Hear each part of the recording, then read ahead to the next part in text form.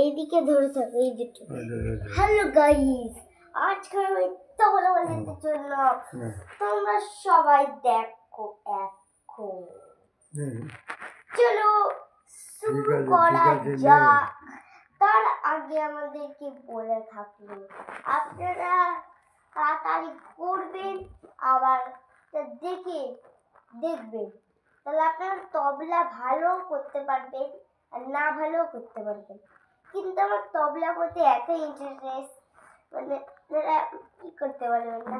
চলো আর বেশি কথা না বাড়িয়ে শুরু করা যাক।